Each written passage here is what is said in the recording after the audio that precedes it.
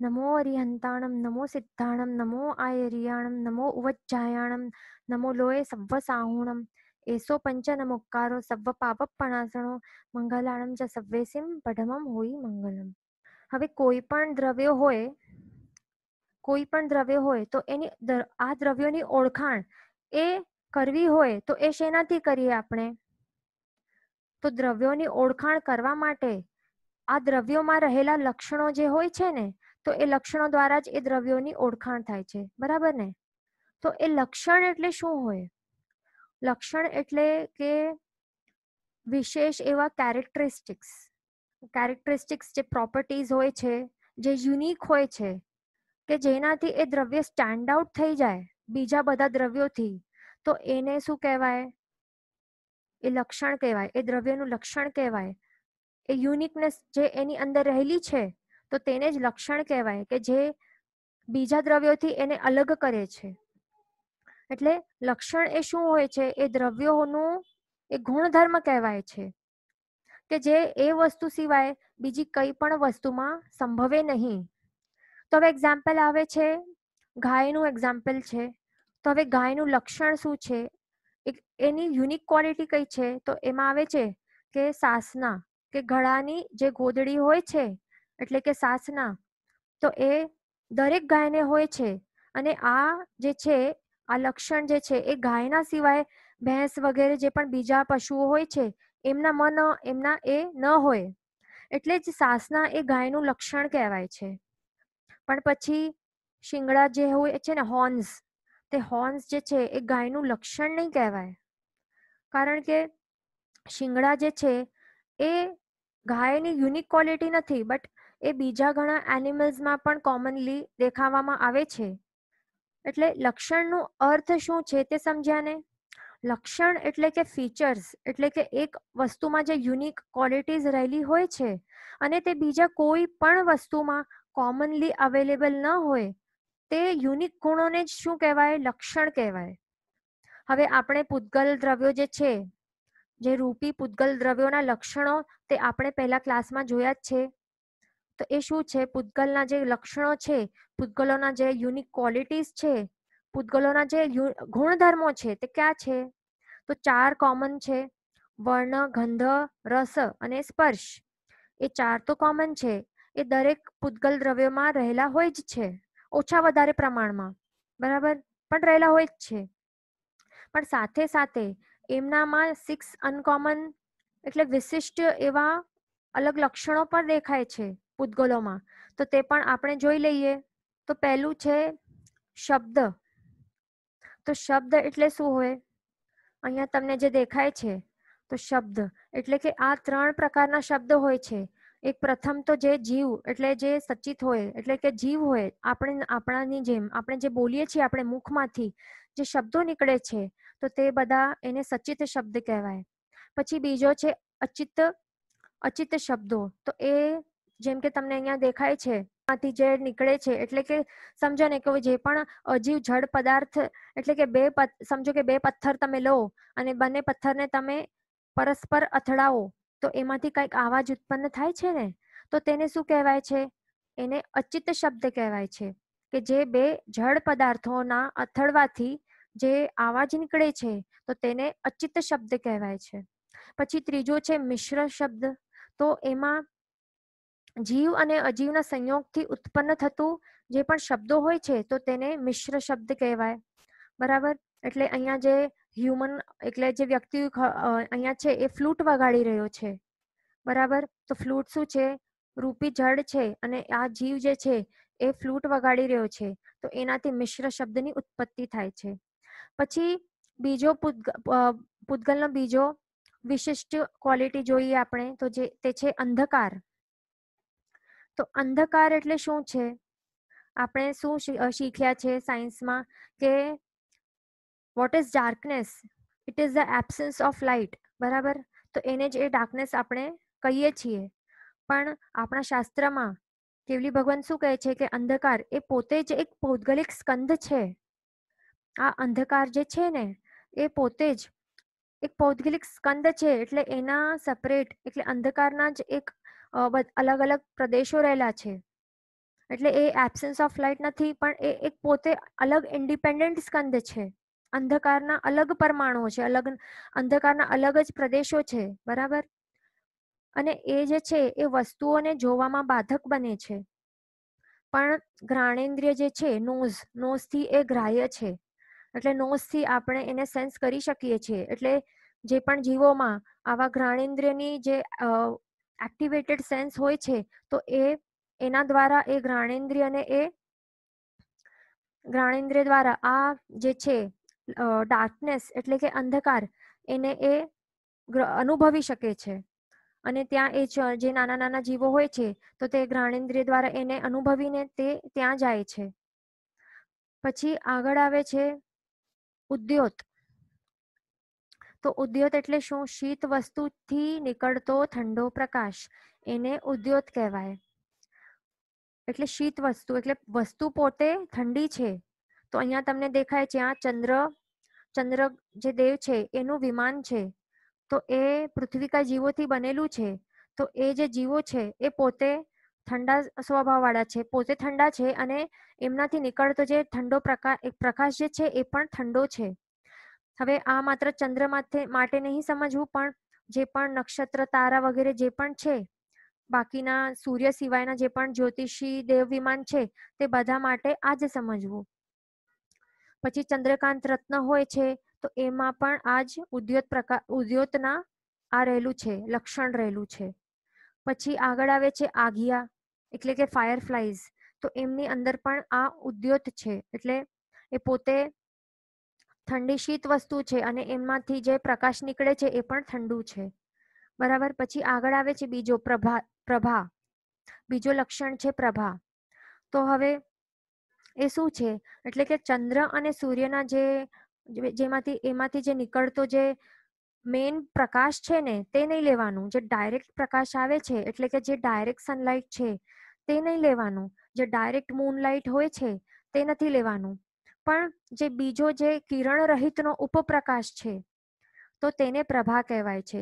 કે જેમ કે તમે આ ફોટોમાં જોઈ રહ્યા છો, અહીંયા આ રૂમની અંદર ડાયરેક્ટલી સનરેઝ જે છે એ પડતા નથી, બટ અંદર જે રહેલો છે આ રૂમની અંદર, તો એમાં ઘરમાં જે ઉજાસ છે તો એ શું છે? એ બધું પ્રભા જ છે.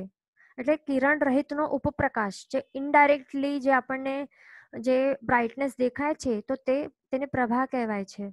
ભલે એ સનલાઇટનું હોય અથવા તો એ મૂનલાઇટથી પણ જે અલગ બીજો કિરણ રહિત ઉપપ્રકાશ નીકળતો હોય છે તેને પ્રભા કહેવાય છે. હવે આપણે આપણા ઘરના વિન્ડોઝ જે છે એ પણ ક્લોઝ કરી નાખશું તો પણ અંદર તો આ પ્રભા તો આવવાની જ છે. પછી આગળ આવે છે છાયા. તો આ છાયા શું છે? એટલે કે મિરરમાં જે રિફ્લેક્શન દેખાય છે અથવા તો કોઈ પણ એવી રિફ્લેક્ટિવ ઓબ્જેક્ટ્સમાંથી આપણને એમાં મોઢો જોઈએ તો એમાં જે રિફ્લેક્શન દેખાય છે તો તેને છાયા કહેવાય છે. અને બીજો જે શેડોઝ હોય છે, અહીંયા તમને દેખાય છે એવા શેડોઝ, એને પણ છાયા કહેવાય છે. પછી આગળ આવે છે આતપ. તો આતપ એ પણ પૂતગલોનું જ લક્ષણ છે. તો આતપ એટલે શું? શીત વસ્તુનો ઉષ્ણ પ્રકાશ, એને આતપ કહેવાય છે. એટલે કે તડકો, આપણને જે તડકો દેખાય છે ને બહાર, તો એ શું છે? એ આતપ જ છે. હવે એમાં સૂર્યના વિમાનમાં જે પણ સૂર્ય વિમાન જે છે એ પૃથ્વીકાયના જીવોથી બનેલું છે, બરાબર. તો એ પૃથ્વીકાયના જીવ એ પોતે કેવા છે? એ પોતે શીત છે, પણ એમનાથી જે પણ પ્રકાશ નીકળે છે તો એ ઉષ્ણ પ્રકાશ નીકળે છે. એટલે કે ગરમ, એટલે કે તડકો જે નીકળે છે ને તો એને શું કહેવાય છે? આતપ કહેવાય છે. આ સૂર્યનું વિમાન જે છે ને એ રત્નોથી બનેલું છે, અને એ રત્નો એટલે શું? રત્ન એટલે સમજી લેવાનું કે પૃથ્વીકાયના જીવો. તો એ પોતે ઠંડા છે, પોતે શીત વસ્તુ છે, પણ એમનાથી ગરમ ગરમ ઉષ્ણ પ્રકારનો તડકો નીકળે છે, તો તેને જ આતપ કહેવાય છે, બરાબર. આ હતા પૂતગલોના વિશિષ્ટ ગુણો, કે માત્ર એ પૂતગલોમાં જ દેખાય છે. આ બધા ગુણો જે છે તે આત્માની અંદર ન દેખાય. કારણ કે આપણે હમણાં જ લક્ષણ અને ગુણોની વ્યાખ્યા કરી. તો એ હોય કે જે લક્ષણ કોને કહેવાય? કે જે એક વસ્તુમાં જે યુનિક ક્વોલિટીઝ રહેલી હોય છે અને એ યુનિક ક્વોલિટીઝ બીજી કોઈ પણ વસ્તુમાં ન જોવા મળે તો એ જ એના લક્ષણ કહેવાય છે. તો એટલા માટે એને જે આજે આપણે જોયા આ 6 પ્રકારના જે વિશિષ્ટ લક્ષણો છે એ પૂતગલોમાં જ જોવા મળે અને એને છોડીને બીજે કોઈ પણ દ્રવ્યમાં જોવા ન મળે. એટલે આ બધું જે છે એ આત્મામાં જોવા નહીં મળે. બરાબર? એટલે આપણે શું શું જોયું? પૂતગલના ક્યાં ક્યાં ગુણધર્મો છે, પૂતગલના ક્યાં ક્યાં લક્ષણો છે? 4 કોમન છે: વર્ણ, ગંધ, રસ અને સ્પર્શ, અને પ્લસ આ 6 જે છે આ વિશિષ્ટ લક્ષણો તે પણ આપણે જોયા. શબ્દ, અંધકાર, ઉદ્યોત, પ્રભા, છાયા અને આતપ. બરાબર? હવે આગળ આપણે જોઈએ. હવે આત્મા જે છે તો એના ક્યાં ક્યાં ગુણો છે તે આપણે જોઈશું. તો શાસ્ત્રકાર ભગવાન તો કહે છે કે જ્ઞાન, દર્શન, ચારિત્ર, તપ, વીર્ય અને ઉપયોગ, આ 6 જે છે આ જીવનું લક્ષણ કહેવાય છે. એનું મિનિંગ શું છે કે આ 6 વસ્તુઓ જે છે આ આત્માની સિવાય બીજી કઈ પણ વસ્તુમાં ન હોય. માત્ર એ આત્મામાં જ રહેલા હોવાના કારણે એ બધાને આત્માના લક્ષણો કહેવાય છે. તો આ 6 વસ્તુઓ પૂતગલોમાં બિલકુલ જોવા નહીં મળે. પૂતગલોમાં જે છે, પૂતગલોમાં શેની મુખ્યતા છે? પૂતગલોમાં જડતાની મુખ્યતા છે, પણ આત્મામાં જ્ઞાન અને દર્શનની મુખ્યતા છે. હવે આપણે જોઈશું કે આ બંને જ્ઞાન અને દર્શન એ શું છે. આ આત્માના મુખ્ય ગુણો છે, પણ એ શું છે, કેવા છે, એ આપણે હમણે જોઈશું. જો આપણે ઉત્પત્તિના ક્રમથી જોઈએ ને તો દર્શન એ પહેલું આવે અને જ્ઞાન એ પછી આવે છે. બરાબર? ઉત્પત્તિના ક્રમથી દર્શન પહેલું અને જ્ઞાન પછી. પણ જો મહત્વની દ્રષ્ટિથી જોઈશું ને તો જ્ઞાન પહેલું આવે છે અને દર્શન પછી આવે છે. તો હવે આપણે જ્ઞાન અને દર્શન એની વ્યાખ્યા જોઈ લઈએ. પહેલા તો આપણે દર્શન જોઈએ કે દર્શન એટલે શું. આ દર્શન જે છે આ આત્મામાં રહેલું ગુણ છે અને એને શું કહેવાય છે? દર્શનને વસ્તુનો સામાન્ય બોધ. બોધ એટલે જ્ઞાન, એટલે વસ્તુઓનો સામાન્ય બોધ, તે એને દર્શન કહેવાય છે. અને વસ્તુનો જે સામાન્ય ધર્મો હોય છે તે જાણવાની શક્તિને દર્શન કહેવાય છે. હવે સિમ્પલ વર્ડ્સમાં સમજી લેવાનું કે દર્શન એટલે જોવું. જોવું એટલે દર્શન. એટલે સમજો કે હવે એક્ઝામ્પલ લઈએ કે દૂરથી આપણે જોઈએ તો લાગે છે કે આ કોઈક વ્યક્તિ ઊભો છે, આ પેલો વ્યક્તિ છે, આ કોઈક વ્યક્તિ છે, બસ આટલું જ આપણને સામાન્ય બોધ થાય છે તો તેને શું કહેવાય છે? દર્શન કહેવાય છે. પણ ત્યારે આપણને એ ખબર નથી પડતી કે એ ભાઈ કોણ છે. બસ કોઈ પુરુષ ઊભો છે તે ખબર પડે છે. આવી સામાન્ય જાણકારી થવી તેને શું કહેવાય છે? દર્શન ગુણ કહેવાય છે. અને એના કેટલા છે? 4 પ્રકારો છે: ચક્ષુ દર્શન, અચક્ષુ દર્શન, અવધિ દર્શન અને કેવલ દર્શન. તો હા, અને બીજો આ દર્શન જે છે એના 2 અલગ હજી નામો છે: નિરાકારોપયોગ અને સામાન્યોપયોગ. તો એ આપણે આગળ લેશું એ શું છે. ઉપયોગનું જે વિષય છે તે આપણે આવતીકાલે લેશું. ઘણું જ ઇન્ટરેસ્ટિંગ છે, એ આપણે ડિટેલમાં લેશું. પણ આજે આપણે એ દર્શન અને ગુણ શું છે એ આપણે જોઈ લઈએ. બરાબર? તો હવે આપણે જોયા કે આ 4 જે છે એ દર્શનના પ્રકાર છે. ચક્ષુ દર્શન આપણે પહેલા જોઈએ.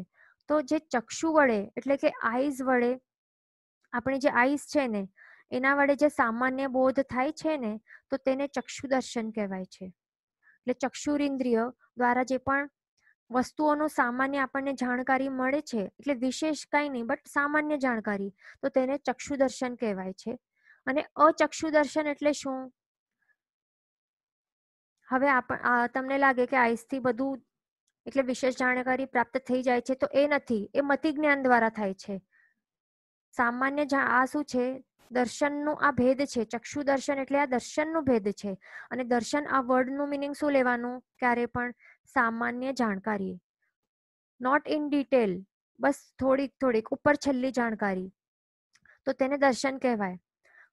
એટલે જો આપણી પાસે મતિ જ્ઞાન હોય, મતિ જ્ઞાન એટલે વિશેષ જાણકારી, જો આપણી પાસે મતિ જ્ઞાન રહેલો હોય તો આપણને જોવા દ્વારા આપણને એ વસ્તુની વિશેષ જાણકારી પ્રાપ્ત થાય છે, બરાબર. પણ એ જ્ઞાનનો વિષય છે.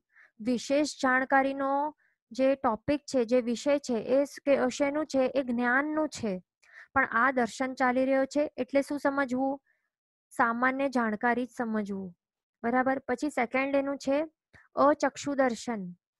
તો ચક્ષુ સિવાય એટલે કે આઈઝ સિવાય જે બીજી ઇન્દ્રિયો છે, બીજી 4 ઇન્દ્રિયો છે, એટલે કે કઈ કઈ છે? ટંગ, નોઝ, કાન અને ચામડી. તો આ 4 અને મન, એટલે ચક્ષુ સિવાયની બીજી આ 4 ઇન્દ્રિયો અને મન, એના વડે જે સામાન્ય બોધ થાય છે, તો તેને અચક્ષુ દર્શન કહેવાય છે. એટલે આ ચામડી, જીભ, નાક, કાન અને મન વડે જે પણ પૂતગલોના જે ગુણધર્મોનો સામાન્ય બોધ થાય છે, તે અચક્ષુ દર્શન કહેવાય છે.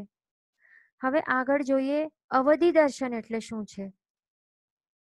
જે પણ રૂપી દ્રવ્યોનો જે સામાન્ય બોધ થાય છે આત્માને, તે અવધિ દર્શન કહેવાય છે. જે પણ રૂપી દ્રવ્યોનું સામાન્ય બોધ થાય છે, તો તેને શું કહેવાય છે? તો તેને અવધિ દર્શન કહેવાય છે. એમાં ઇન્દ્રિય અને મનની સહાયતા વિના આત્માને શું થાય છે? રૂપી દ્રવ્યો ડિરેક્ટલી દેખાય છે. હવે તમને હું અહીંયા ફોટોમાં બતાડું, 1 મિનિટ. તો એમાં શું થાય છે? રૂપી દ્રવ્યોનું સામાન્ય બોધ જે આત્માને થાય છે, તો તેને અવધિ દર્શન કહેવાય છે. પણ એમાં શું છે કે ઇન્દ્રિય અને મનની સહાયતા વિના થાય છે. આ જે 5 ઇન્દ્રિયો છે અને મન, એની સહાયતા વિના આત્માને ડાયરેક્ટલી થાય છે. રૂપી દ્રવ્યોનું જ્ઞાન, એટલે રૂપી દ્રવ્યો આત્માથી ડિરેક્ટલી દેખાય છે. એટલે અમુક અવધિમાં રહેલા, એટલે અવધિ એટલે મર્યાદા, અવધિ એટલે લિમિટ. અમુક અવધિમાં રહેલા જે પણ રૂપી દ્રવ્યો હોય છે, તો એમને આત્મા ડિરેક્ટલી દેખી શકે છે અવધિ દર્શનના દ્વારા. એમાં ઇન્દ્રિયો કે મનની સહાયતાની જરૂર ન હોય.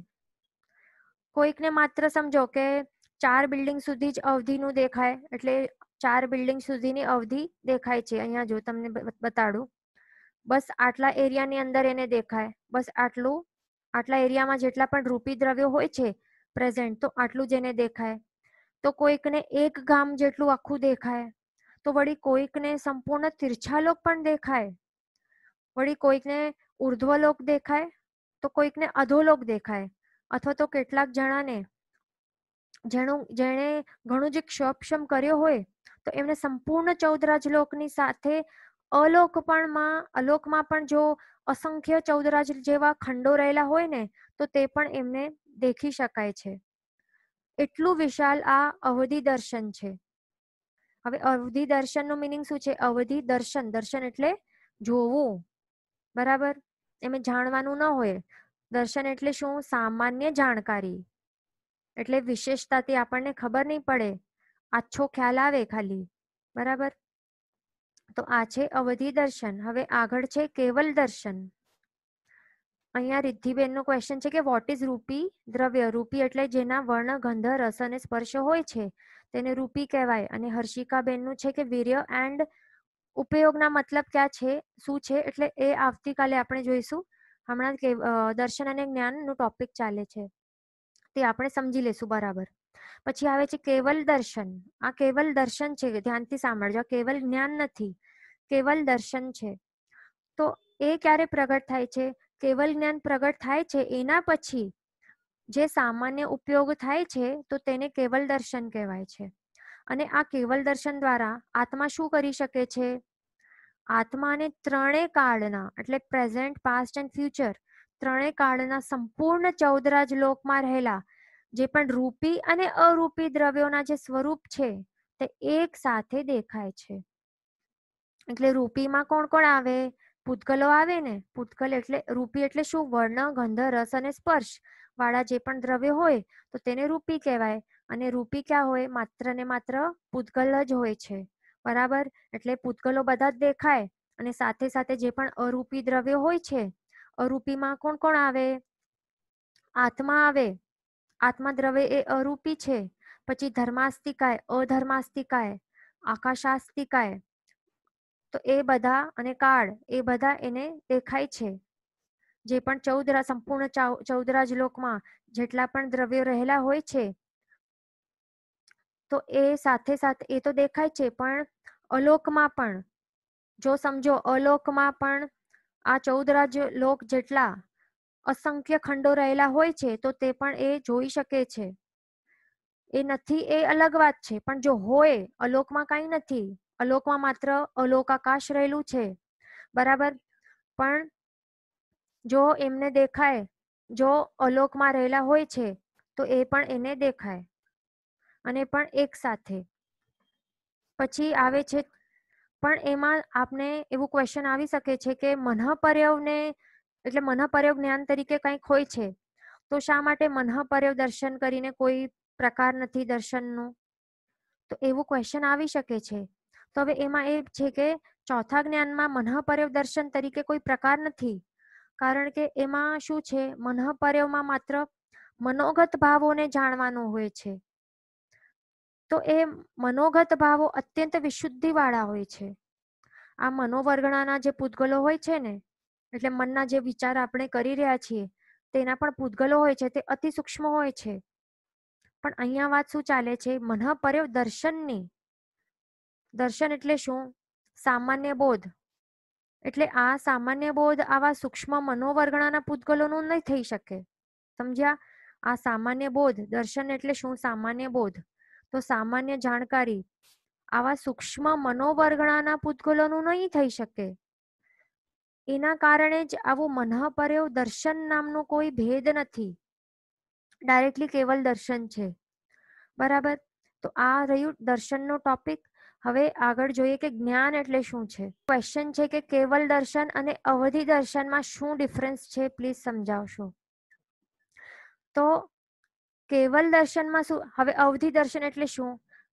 અવધિમાં અમુક મર્યાદા, અવધિ એટલે લિમિટમાં, મર્યાદામાં રહેલા રૂપી દ્રવ્યોનું જે પણ દર્શન થાય છે, સામાન્ય જાણકારી પ્રાપ્ત થાય છે, તો તેને અવધિ દર્શન કહેવાય છે. એમાં શું રૂલ છે કે રૂપી દ્રવ્યો માત્ર દેખાય. અવધિમાં શું આવે? અવધિ દર્શનમાં માત્ર રૂપી દ્રવ્યો દેખાય કે જેના વર્ણ, ગંધ, રસ અને સ્પર્શ હોય છે તેવા જ રૂપી પૂતગલ દ્રવ્યોને એ જોઈ શકે છે. પણ કેવલ દર્શનમાં શું છે ડિફરન્સ? એમાં રૂપી અને અરૂપી બંને દ્રવ્યોને એ જોઈ શકે છે. બરાબર. તો આ ડિફરન્સ છે એમાં. એના જ કારણે કેવલ દર્શન દ્વારા એ લોક પણ જોઈ શકે છે, 14 લોકમાં રહેલા બધા જ રૂપી અને અરૂપી દ્રવ્યો જોઈ શકે છે, અને સાથે સાથે જ અલોકમાં રહેલા અલોકાકાશ જે છે, અલોકાકાશ કેવું છે? અરૂપી છે. તો એ પણ એ જોઈ શકે છે કેવલ દર્શન દ્વારા. બરાબર.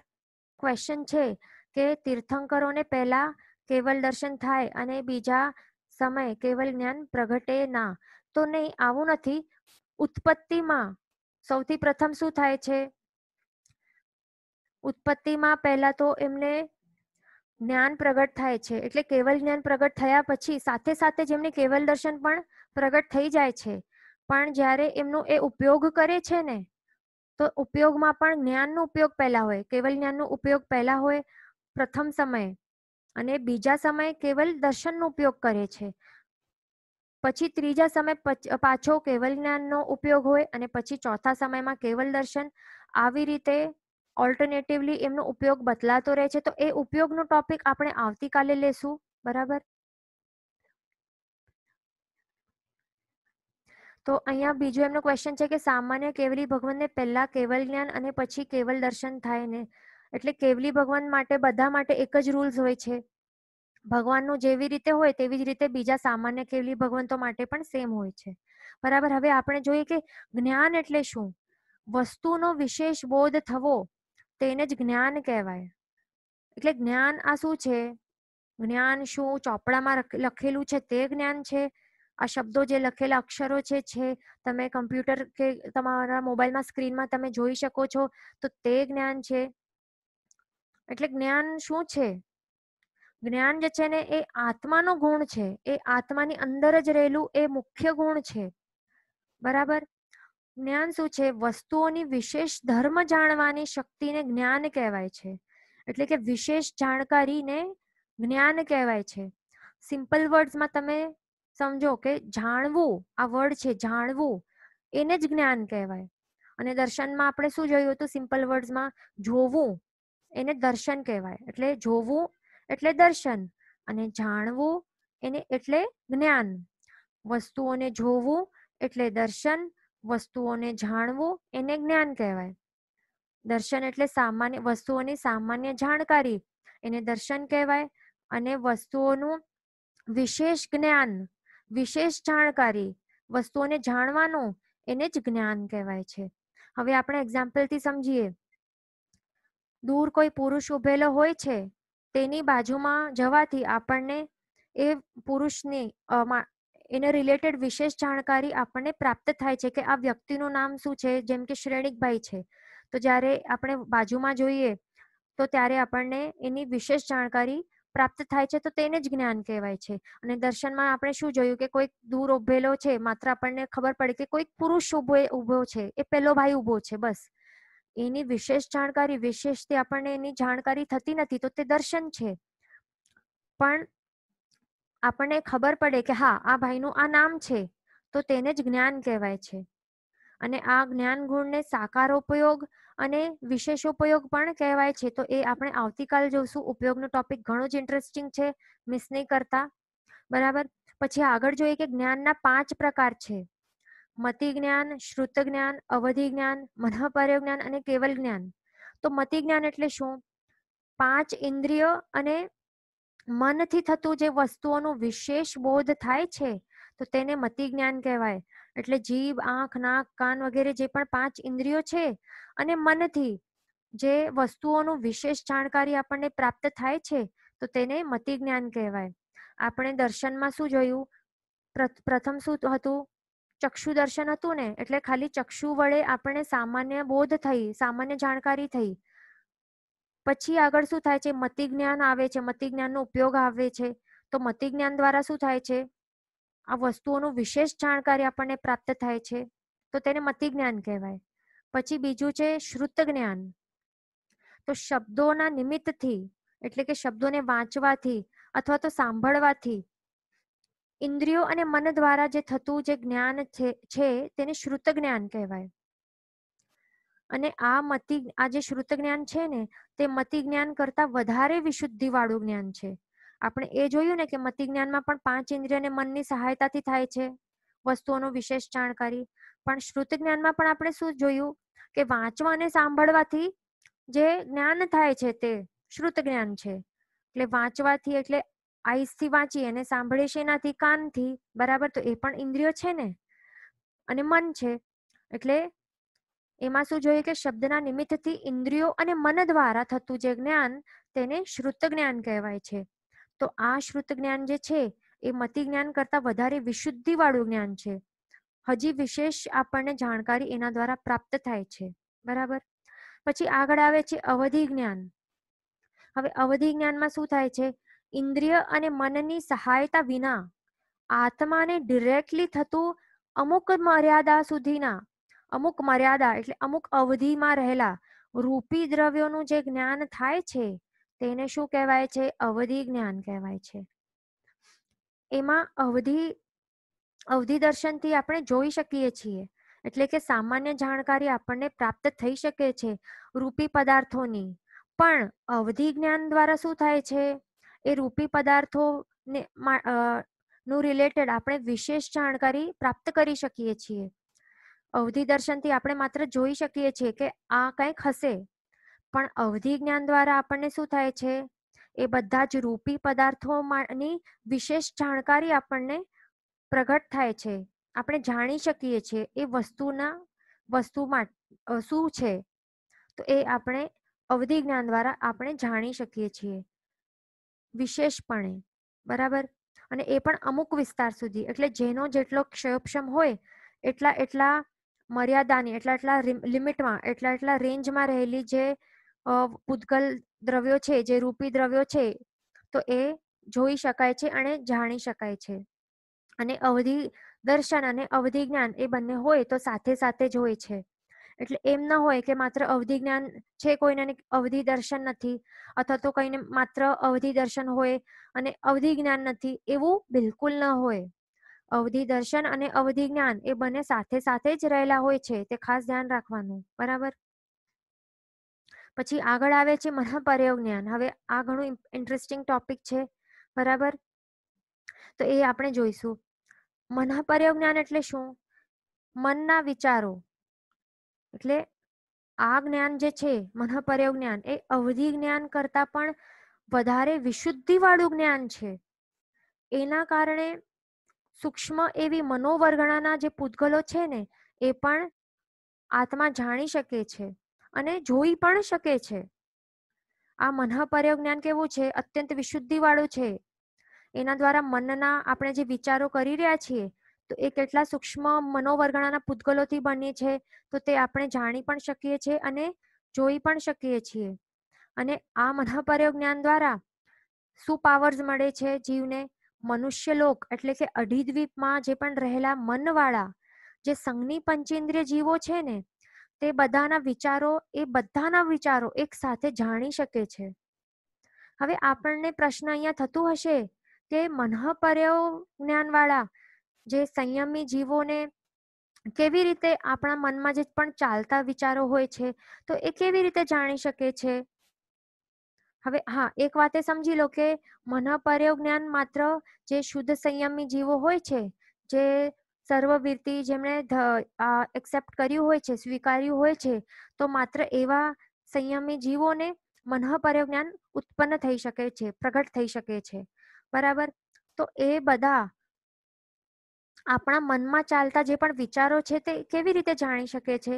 તો આ બહુ જ ઇન્ટરેસ્ટિંગ પાવર છે મનઃપર્યોગ જ્ઞાનનું. એ માત્ર ને માત્ર સમજી લો શુદ્ધ સંયમી જીવો હોય છે એમને જ ઉત્પન્ન થાય છે. અને એના દ્વારા એ આપણા મનમાં જે પણ ચાલતા રહ્યા વિચારો છે એ જાણી શકે છે અને જોઈ પણ શકે છે. પોતાના આત્માની આ વિશિષ્ટ શક્તિ દ્વારા એ જાણી અને જોઈ શકે છે. તો કેવી રીતે તે આપણે જોઈએ. હવે આપણે પ્રેક્ટિકલ કરીએ એમાં. હવે આપણે હમણાં જ કંઈક મનમાં વિચાર કરીએ. સમજો કે હવે શત્રુંજય મહાતીર્થનું અને આદિનાથ ભગવાનનું આપણે મનમાં ઇમેજિન કરીએ. આ બધા કરો હવે હમણાં જ. આ આપણે હમણાં જ બધા જ પ્રેક્ટિકલી ટ્રાય કરશું. બરાબર. તો બધા જણ હમણાં શત્રુંજયના પટને મનમાં વિચારો અને હવે શ્રી આદિનાથ ભગવાનને મનમાં વિચારો. વિચાર્યું બધાએ? તો હવે આપણે બધાને શું દેખાયું? આપણે બધાને જ હમણાં ખુલ્લી આંખોથી શત્રુંજય મહાતીર્થના પટના ફોટો જેવું સેમ આકાર દેખાયું ને? બરાબર ને? અને પછી શ્રી આદિનાથ ભગવાનના પણ આપણને દર્શન થયા એના પછી ખુલ્લી આંખોથી જ. બરાબર ને? હવે બધા જણ આપણા પરમ પૂજ્ય આચાર્ય શ્રી ગુણસાગર સુરીશ્વરજી મહારાજ સાહેબને યાદ કરો. તો હવે દેખાયું એમનો ફોટો ખુલ્લી આંખોથી? બરાબર ને? તો આ કેવી રીતે થાય છે? એમાં આપણે મન દ્વારા એવા વિચારો કરી રહ્યા છીએ જે ખુલ્લી આંખો હોય ત્યારે પણ આપણને બીજું ફોટો દેખાય છે. એટલે મન દ્વારા આપણે જે પણ વ્યક્તિ કે વસ્તુનો ઇમેજિનેશન કરી રહ્યા છીએ ત્યારે શું થાય છે? ત્યારે આત્મા જે છે એ આપણી આસપાસમાં રહેલા જે મનોવર્ગણાના જે સૂક્ષ્મ પૂતગલો હોય છે ને તેને આત્મા ગ્રહણ કરે છે. પછી તેમને મનમાં ચાલી રહ્યા જે વિચારો છે એમના મુજબ એમની આકૃતિ બનાવે છે. અને આપણે રિયાલિટીમાં જોયેલા આપણે જેવા પણ કલર્સ વાળી જે આકૃતિની જે વિચારણા કરી રહ્યા છીએ ને તેવા જ સેમ કલર્સ વાળા મનોવર્ગણાના પૂતગલોને એમાં પરિણમે છે. આ સમજ્યા કે રિપીટ કરું? જો શું થાય છે કે જ્યારે પણ આપણે કોઈ પણ વસ્તુ કે પર્ટિક્યુલર વ્યક્તિનું ઇમેજિનેશન કરી રહ્યા છીએ, હવે આ ફોટો જો સમજો કે આ ઘરમાં તમે બેઠેલા છો, આ ઘરનું દ્રશ્ય તમને દેખાય છે ખુલ્લી આંખોથી. પણ હમણાં આપણે શું કર્યું? પહેલા તો શત્રુંજય મહાતીર્થનું ઇમેજિનેશન કર્યું. એના પછી સેકન્ડ વિચાર આપણો આદિનાથ ભગવાનનું હતું અને થર્ડ આપણા ગુરુ ભગવાનનું હતું. તો ત્યારે શું થાય છે?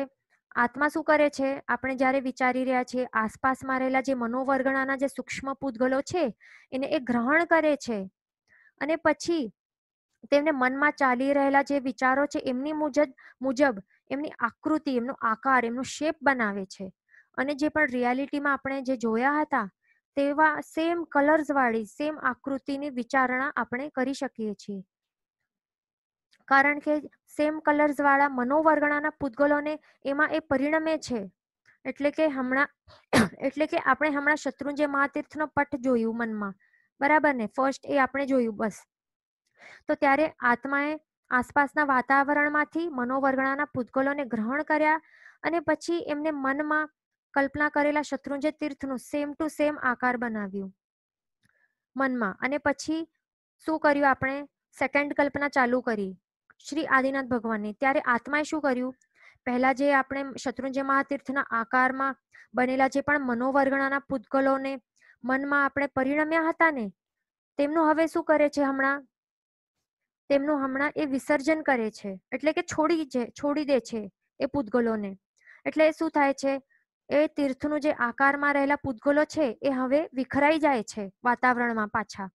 અને પછી બીજા જે સેકન્ડ કલ્પના આપણે કરીને એના બાદ તો બીજા કલ્પનામાં કરેલા શ્રી આદિનાથ ભગવાનનો આકાર બનાવે છે આ મનોવર્ગણાના પૂતગલોને ગ્રહણ કરીને. અને પછી આપણે શું કર્યું? પ્રભુનો આકાર મનમાં આપણને દેખાય છે.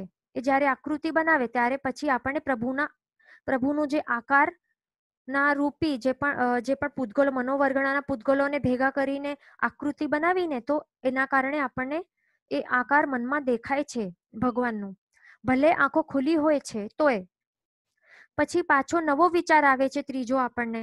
ત્યારે આપણે ગુરુ ભગવાનનું દર્શન કર્યું. ત્યારે શું થાય છે? ભગવાનના જે આકારના જે ગ્રહણ કરેલા મનોવર્ગણાના પૂતગલો હતા ને, તે પૂતગલોનું પાછો એ મન વિસર્જન કરી નાખે છે. એટલે એ છોડી નાખે છે પાછા વાતાવરણમાં. એટલે એ પૂતગલો પાછા વિખેરાઈ જાય છે વાતાવરણમાં. અને પછી આ ગુરુ ભગવાનનો આકારના જે સેમ કલર્સ વાળા મનોવર્ગણાના પૂતગલોને એ ગ્રહણ કરીને પછી મનમાં આપણને દેખાય છે. તો આવી રીતે આત્મા મનમાં ચાલી રહેલા વિચારો કે કલ્પનાઓ કે ઇમેજિનેશન્સ આપણે કહીએ તો એના હિસાબે મનોવર્ગણાના સૂક્ષ્મ પૂતગલોને એ ગ્રહણ કરીને એને મન રૂપે પરિણમે છે, મનના વિચાર રૂપે એને ટ્રાન્સફોર્મ કરે છે. એવી આકૃતિઓ, એવા શેપ્સ બનાવે છે સેમ કલર્સ વાળા. અને પછી એમને મૂકે છે, એટલે કે વિસર્જન કરી નાખે છે જ્યારે આપણું બીજો વિચાર સ્ટાર્ટ થઈ જાય છે ત્યારે. હવે આ મનોવર્ગણાના પૂતગલો અત્યંત સૂક્ષ્મ હોવાના કારણે આપણે જે વિચાર કરીને જે પણ આકારો મનમાં બનાવી રહ્યા છીએ ને, તે બાજુમાં જ રહેલો જે વ્યક્તિ છે ને તેને દેખાતું નથી, માત્ર આપણને જ દેખાય છે, બરાબર ને? તો હવે જે પણ શુદ્ધ સંયમી મનુષ્યો છે, એટલે કે જે સર્વ વીરતીધર સાધુ ભગવાન છે, જેમણે મનઃપર્ય જ્ઞાન પ્રગટ થયું હોય છે, તે હવે શું કરી શકે છે? એમના આ પાવર દ્વારા, આ મનઃપર્ય જ્ઞાનના પાવર દ્વારા એ શું કરી શકે છે? આ જે મનુષ્યલોક છે ને, અઢિદ્વીપ એટલે કે મનુષ્યલોક, એમાં રહેલા મનવાળા બધા જ પંચેન્દ્રિય જીવોના મનના ભાવોને એ જાણી શકે છે અને સાથે સાથે જોઈ પણ શકે છે. એક સાથે બધા જ જીવોના મનના વિચારો એક સાથે જોઈ શકે છે અને જાણી શકે છે. આટલું અત્યંત વિશુદ્ધિ વાળું આ જ્ઞાન હોય છે.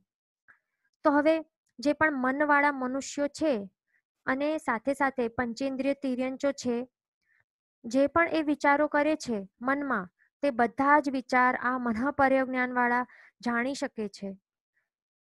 આપણા મનમાં જે પણ રચેલી આપણી જે કલ્પનાઓ જે છે એમની હિસાબે જે આકૃતિઓ જે થાય છે મનમાં, તે બધી એ જોઈ શકે છે. કારણ કે એ બધી આકૃતિઓ મનોવર્ગણાના પૂતગલોથી જ બને છે. અને આપણે આગળ એ પણ સ્ટડી કર્યું મેઇન રૂલ. એ મેઇન રૂલ બધાને યાદ જ હશે હવે તો, કે જે પણ પૂતગલો હોય તો તે કેવા હોય? નિયમા રૂપી જ હોય. પૂતગલો રૂપી જ હોય એટલે એમનું વર્ણ, ગંધ, રસ અને સ્પર્શ નિયમા હોય છે. ભલે ઓછા કે વધારે પ્રમાણમાં, પણ હોય તો છે જ. એના કારણે મનઃપર્ય જ્ઞાન વાળા આત્માઓ એ આ સૂક્ષ્મ એવા મનોવર્ગણાના પૂતગલોને જે પણ મન દ્વારા ગ્રહણ કરીને મનના વિચારમાં પરિવર્તિત કર્યા છે તેમને એ પોતાના જ્ઞાન દ્વારા જાણી પણ શકે છે અને જોઈ પણ શકે છે. હવે બીજી વાત, આપણે ઘણી વખત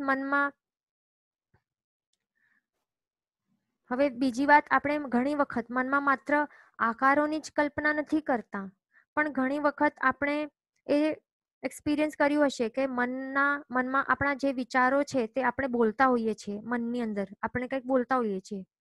જેમ કે હમણાં આપણે વિચાર્યું હશે કે કેટલા વાગ્યા હશે, હમણાં મને જમવાનું બનાવવાનું છે, એવું કંઈક વિચાર્યું હશે. અથવા તો આપણે બધાએ જ આ એક્સપિરિયન્સ કર્યું હશે કે હમણાં અહીંયા ક્વેશ્ચન છે કે તો પછી 5th આરામાં મનઃપર્ય જ્ઞાન વાળા મુનિ ભગવંત હોઈ શકે? તો ના, એ નહીં હોઈ શકે.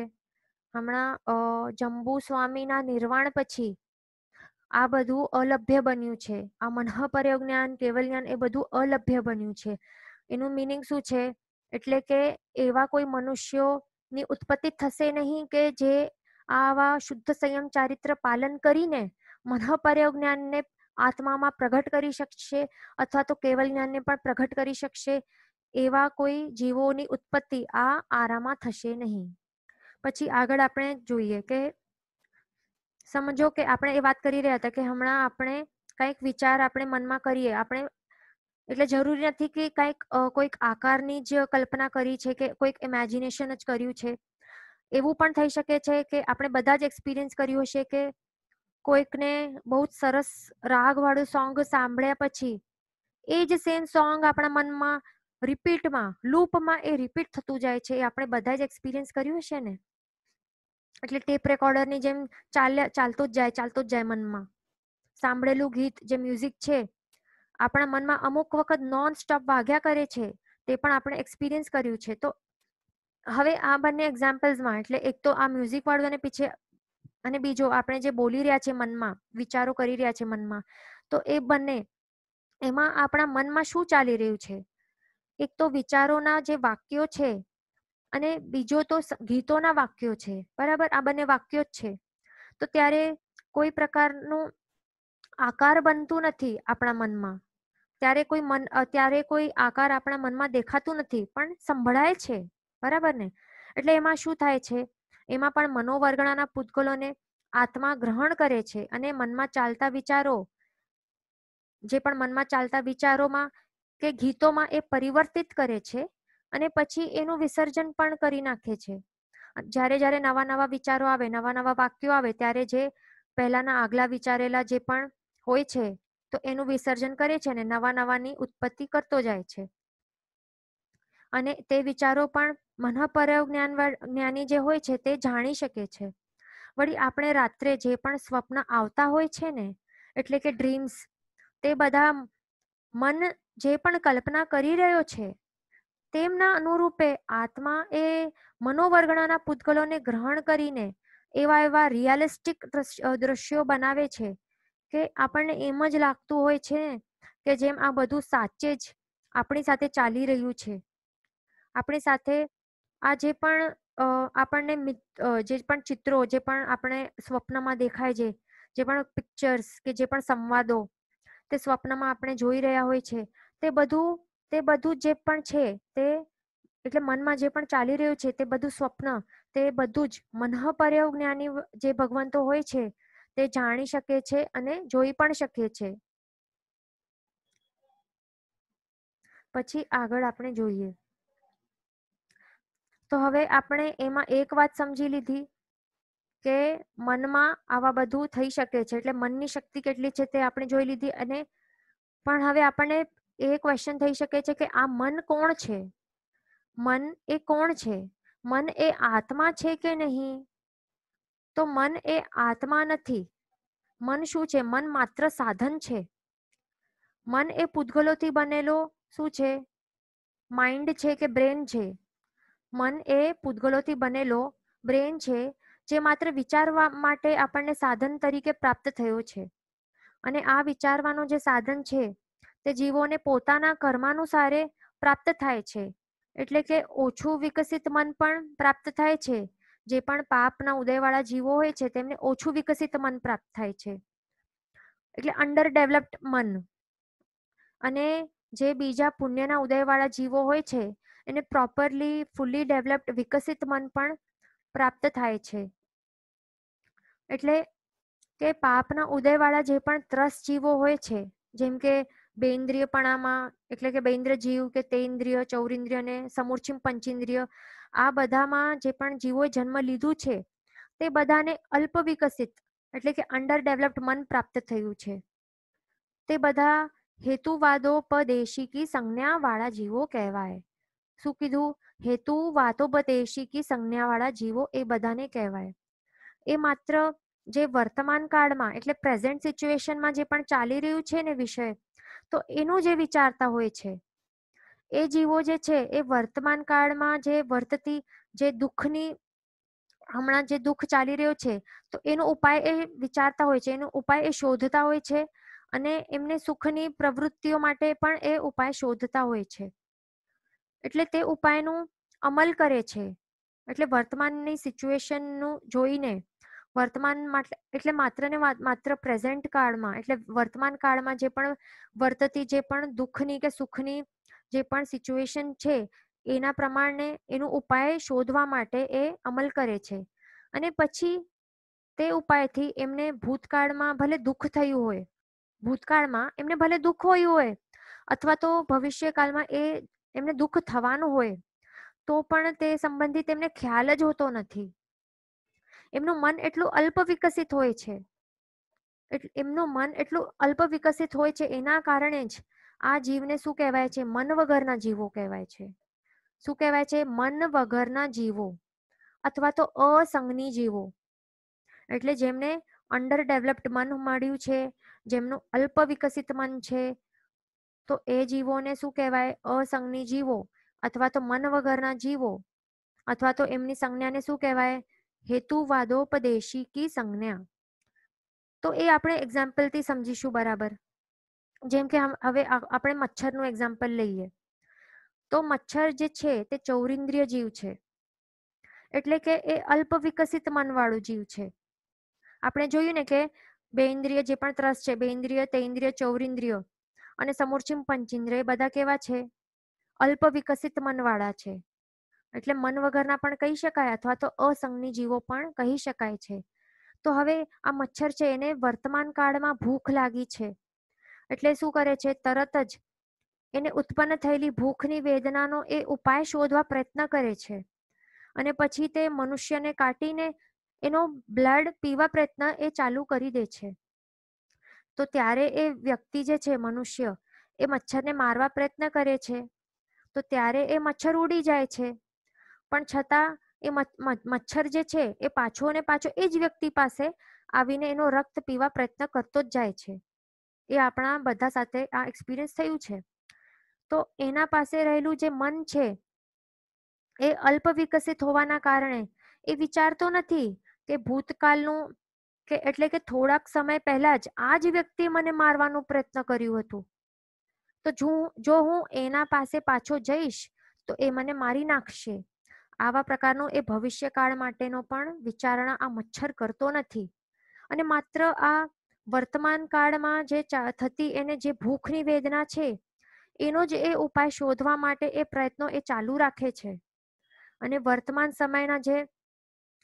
સમયના જે સુખના જે એ ખ્યાલ કરે છે.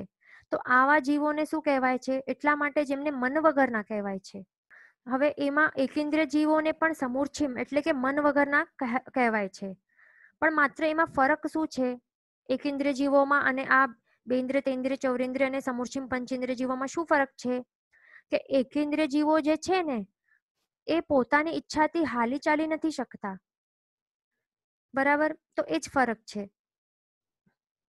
એટલે હવે આપણને ક્લિયર આપણે કરી લઈએ એક વાત કે આ બધું વિચારે કોણ છે? આ બધું વિચારી કોણ રહ્યું છે?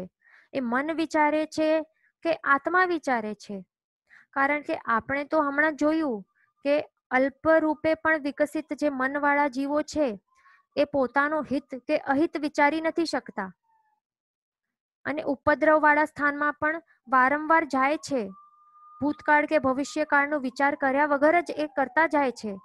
એટલે આપણને એમ લાગતું હશે ને કે વિચાર શક્તિ is totally done by the મન, એટલે કે વિચાર શક્તિ માત્ર ટોટલી મન કરે છે એવું આપણને લાગતું હશે ને, અને વિચારવાનું કાર્ય માત્ર મન જ કરી રહ્યું છે એવું લાગતું હશે. તો એવું નથી. તો એ શું છે રિયાલિટીમાં તે આપણે આવતીકાલે જોશું, અને ક્વેશ્ચન્સ જે આવ્યા છે તે આપણે આવતીકાલે જોશું. જીન વચન વિરુદ્ધ બોલાયું હોય તો મિચ્છામી ડુક્કડમ. સર્વમંગલ માંગલ્યમ સર્વકલ્યાણ કારણમ પ્રધાનમ સર્વધર્માણામ જૈનમ જયતિ શાસનમ. પ્રણામ.